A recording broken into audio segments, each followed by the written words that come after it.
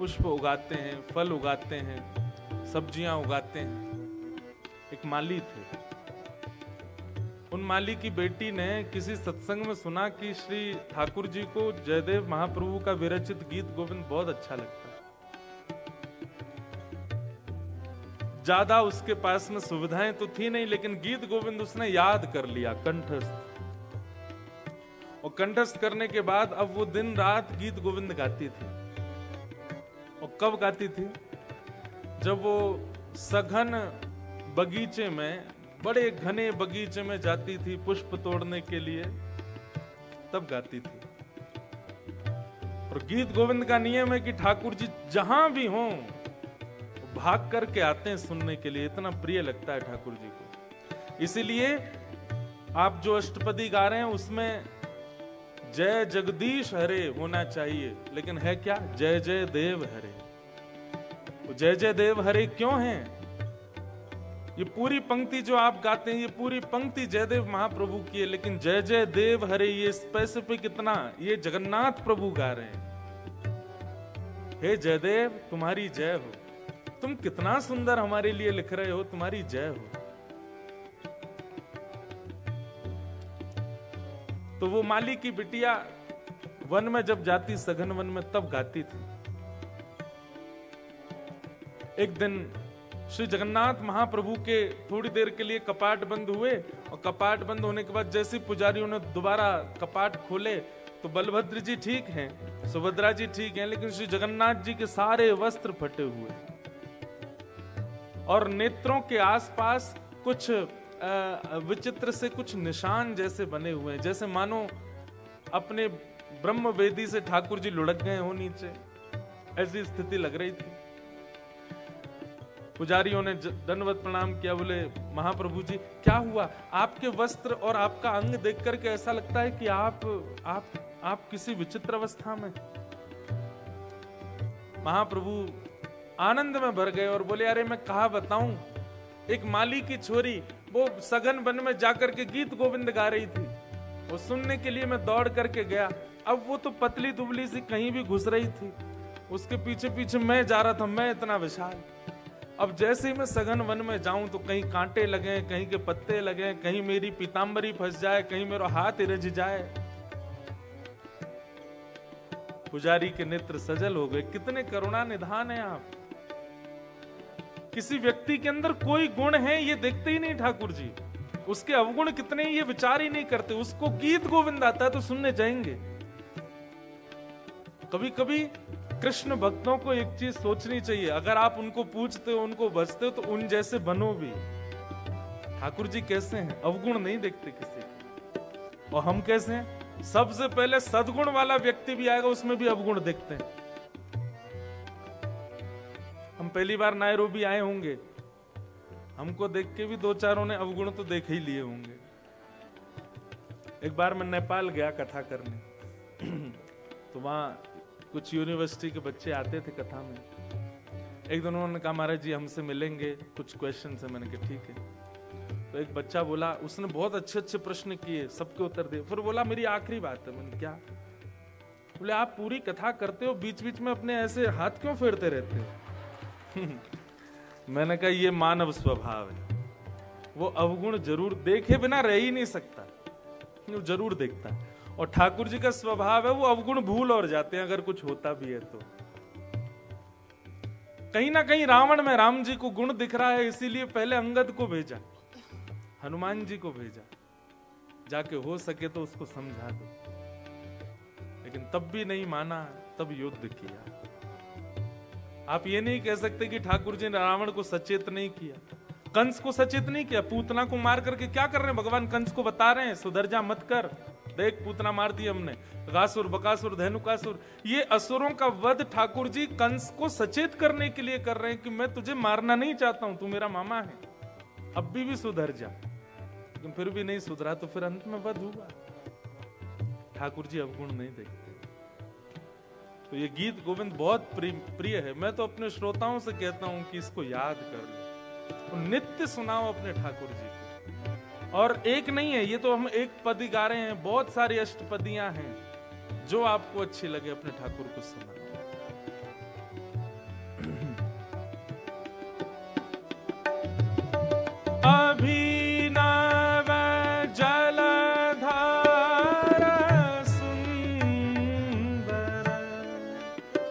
व्रत मंदर व्रत मंदर श्रीमुख चंद्र चकोर जय जय देव हरे। ओ श्रीमुख चंद्र चकोर जय जय देव हरे। श्री राधा मुख चंद्र चकोर जय जय देव हरे। ओ श्री राधा मुख चंद्र चकोर जय जय देव। आप सब वृंदावन गए हैं और वृंदावन में आप सब ने देखा है राधा रमण, बांके बिहारी, राधा वल्लभ, राधा दामोदर, सब जगह ठाकुर विराज रहे हैं। दामोदर जी में तो श्री जी हैं, पर हर मंदिर में अधिकतर श्री जी बगल में विराज रही हैं, पर दिख नहीं रही हैं, घूंघट में। राधा रमण जी के दर्शन किए, लाल जी विराज रहे हैं, बगल में चूड़ामणि का दर्शन है, घूंघट में बैठी है श्री जी। बिहारी जी में घूंघट में बैठी हैं, राधा वल्लभ जी में घूंघट में बैठी हैं। क्यों? बोले अगर श्री जी ने घूंघट ऊपर कर लियो तो ठाकुर जी ऐसे नहीं खड़े होंगे, ऐसे खड़े होंगे, उन्हीं को देखते रहेंगे। श्री मुख चंद्र चकोर जय जय देव। हमारे गिरधर लाल जी, उनके नेत्र नीचे ही रहते हैं। क्यों नीचे रहते हैं? ठाकुर जी ने जब गिरिराज जी धारण किए तो श्री जी सामने नीचे खड़ी हैं, उन्हीं को देख रहे हैं। श्री मुख चंद्र चकोर जय जय देव। जब देखी वृषभानुजा ये विच उठी हूक, वंशी रह गई हाथ में फिर ना लागी फूंक। ठाकुर जी वंशी नहीं बजा पाते, श्री जी सामने आ जाए। जयदेव महाप्रभु कह रहे हैं श्री मुख चंद्र चकोर जय जय देव हरे।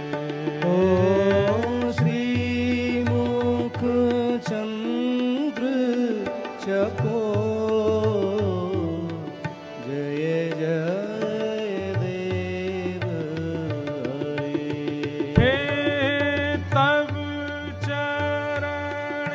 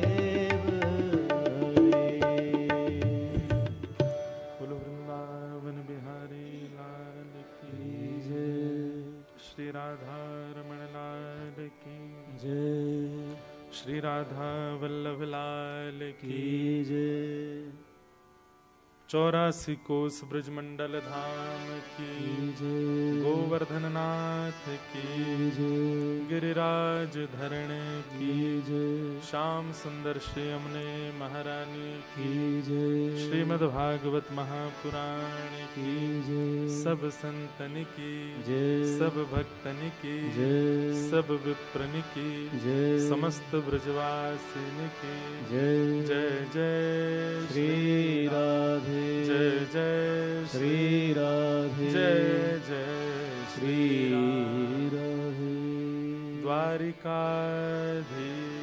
की जय और आप सभी श्रोता भाई बंधु मातृशक्ति बालक मित्र सखा सबको जय श्री कृष्ण जय श्री कृष्ण जय सिया राम जय सिया राम जय श्रीमन नारायण जय श्रीमन नारायण जय जय श्री राधे जय जय श्री राधे ठाकुर जी की बड़ी कृपा जहां एक क्षण के सत्संग को भी कहा जाता है कि भगवत कृपा के बिना संभव नहीं है, वहां हम 3 दिन का सत्संग कर रहे हैं और वो भी इतनी दूर भारत से, सौभाग्य है। कल नवदा भक्ति का प्रसंग अचानक यहां बैठ करके मन में आया और उसी विषय को लेकर के हम आप सब लोग ये 3 दिवस की चर्चा कर रहे हैं।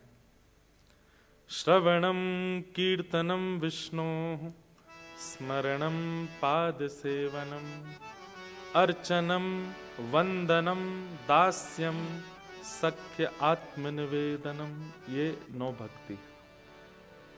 कल कौन कौन सी भक्ति हमने सुनी? श्रवण भक्ति, कीर्तन भक्ति और स्मरण भक्ति। एक एग्जाम भी होना चाहिए, है ना, कथा में। स्कूल्स इसलिए अच्छे होते हैं कि वहां टेस्ट होता है, बच्चे प्रिपरेशन करते हैं। ऐसी कथाओं में भी एक एग्जाम होना चाहिए कि बताओ दूसरे नंबर की भक्ति कौन सी थी और उस विषय में क्या बताया गया था। तो इस भय से, वैसे भय से की जाने वाली भक्ति को उत्तम नहीं माना जाता, लेकिन इस भय से कम आप ध्यान से सुनेंगे। वैसे सुनते तो सब ध्यान से ही हैं, लेकिन फिर भी कुछ लोगों के लिए ऐसा नियम होना चाहिए जो केवल प्रसाद के लिए आए हैं। श्रोताओं की भी कैटेगरीज होती हैं। एक होते अवर और एक होते प्रवर। अवर श्रोता, प्रवर श्रोता, भागवत में वर्णन है भागवत के महात्म्य में। तो अवर श्रोता मतलब सामान्य और प्रवर मतलब श्रेष्ठ। उन अवर श्रोताओं में वो 5 प्रकार के बताएं, मुझे स्पष्ट याद नहीं पर 1-2 याद हैं। जैसे एक श्रोता उसमें से बताया गया जो कथा के प्रारंभ होने के बाद आता है। व्यास मंच पर व्यास जी आके बैठ गए, उसके बाद आ रहे हैं। कैसे आ रहे हैं? बोले कूदते फांदते, सारी जनता को लांघते हुए सबसे आगे आके बैठ गए। उनको अवर श्रोता कहा जाता है। मतलब ज्यादा अच्छे श्रोता नहीं है व्यास से पहले। देख, आप लोगों के लिए ये सब बातें नहीं है, क्योंकि यहाँ सब लोग काम से 5 बजे निवृत्त होते हैं। फिर सबको, जैसे हमको आके यादव प्रभु जी बोले महाराज जी आध घंटा बाद शुरू कर, मैंने नहीं, आने दो। कहीं ना कहीं जो अब आ रहे हैं उनको कहीं हो तो लगेगा अरे यार ये हमसे पहले आ गए, कल और जल्दी करेंगे आने में। 3 दिन की तो बात है। और फिर हमको समय 8 बजे फिर ये लगने लगता है यार हो गई कथा, तो हमको थोड़ा बोलने में न्याय तो मिले व्यास मंच को कि कुछ कहा है। अवर श्रोताओं में दूसरे श्रोता बताए कौन से?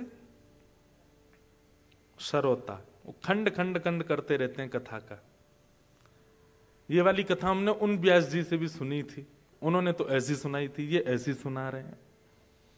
वो वाले व्यास जी जो आए थे वो ज्यादा बढ़िया थे, वो ऐसे बोलते थे, ये ऐसे बोलते हैं। वो पूरी कथा में केवल नोक झोंकी करते रहते हैं। वो वाली कम्युनिटी के लोग कराते हैं, वो प्रसाद बहुत बढ़िया बनवाते हैं, वहां उसमें सुनने जाएंगे, इसमें नहीं। वो केवल ऐसे ही पूरी कथा का नापतोल करते रहते हैं, कथा सुनते नहीं है। श्रोता खंड खंड खंड कर देते हैं। तीसरे उसमें बताए गए बहुत ध्यान से सुनिएगा। तीसरे उसमें बताए गए उनको रस पक्ष की बातें, अच्छी बातें जो व्यास जी कहते हैं, या भावपूर्ण बातें या परिवर्तन की बातें जो व्यास मंच से बताई जाती हैं, उसमें उतनी रुचि नहीं होती। पर कहीं उसमें अगर संसार का कोई विवाद बताया जा रहा हो, या कोई जैसे महाभारत के युद्ध की बात करी जा रही हो, भीमसेन ने गदा उठा करके महाराज अपनी गदा को द्रुत गति से घुमाया, प्रचंड गदा को दुर्योधन की जंगा पर, तो उन लोगों के नेत्र खुल जाते हैं, वो ध्यान से सुनने लगते हैं। और वो व्यास जी से यही कहते हैं, आप तो मार धाड़ी सुनाया करो महाराज जी। मतलब तामसी प्रकार के श्रोता होते हैं, उनको ज्यादा रस पक्ष, भाव पक्ष, ज्ञान पक्ष, भक्ति पक्ष अच्छा नहीं लगता। उनको केवल पुरातन बातें, और उसमें भी लड़ाई झगड़ा और थोड़ी तामसी, जिससे कुछ सीखा नहीं जा रहा है, केवल सुनकर के आनंद आ रहा है, ऐसी कथा सुनना। और फिर उन्हीं में एक और बताए, कौन से? बोले वो कथा में आके केवल इसलिए बैठते हैं कब पूरी हो, कब प्रसाद मिले। ये अवर श्रोता। और प्रवर श्रोता भी 5 प्रकार के बताए। श्रेष्ठ श्रोता। प्रवर कौन कौन से? चातक, हंस, सुक और मीन। 4 प्रकार बताए। चातक सबसे पहला। चातक पक्षी होता है एक, हमारे भारत में, यहां पे होता होगा, भारत में हिमालय पर होता है चातक। जैसे गोवर्धनवासी सांवरे पद है ना, उसमें एक पंक्ति भी आती है, यह रट लागी लाढ़ले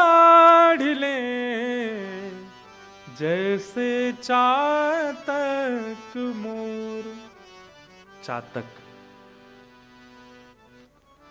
चातक जो होता है वो सुबह सुबह बोलना शुरू करता है, और अगर ध्यान से सुनो तो वो ऐसा बोलता है, प्यासा हूं, प्यासा हूं, प्यासा हूं। जब बोलता है तो ऐसे लगता है प्यासा हूं बोल रहा है। तो हमारे श्री डोंगरे जी महाराज कहते थे चातक पक्षी के विषय में कि जब वो प्यासा हूं चिल्लाता है तो सारे पशु पक्षी उसको कहते हैं, ए तू सुबह सुबह चिल्लाना शुरू करता है, नदियां हैं ना, पोखर तालाब है, क्यों नहीं पीता पानी, क्यों रोता रहता है प्यासा हूं? तो चातक कहता है, इनसे मेरी प्यास नहीं बुझेगी तो कब प्यास बुझेगी? बोले काले काले मेघ जब आएंगे और गरज करके जब बरसेंगे, तो प्रथम वर्षा की बूंद जब गिर रही होगी उसको मैं अपनी चोंच में लूंगा, तब मेरी प्यास बुझेगी। मतलब उसके सामने प्यास बुझाने के बहुव्यंजन कर दिए जाएं, लेकिन उसकी प्यास केवल आकाश का, स्वाति का जल ही बुझा सकता है। तो श्रोता का लक्षण कैसा? चाहे उसको प्रसन्न करने के, उसको एंटरटेन करने के, उसको आनंद देने के अनेक साधन उसके सामने रख दिए जाएं, लेकिन वो सब छोड़ करके कथा में ही जाए। बोले मेरी प्यास तो कथा बुझाएगी, मेरी जो हृदय की स्थिति है उसको आनंद कथा दे सकती है। ये प्रवर श्रोता।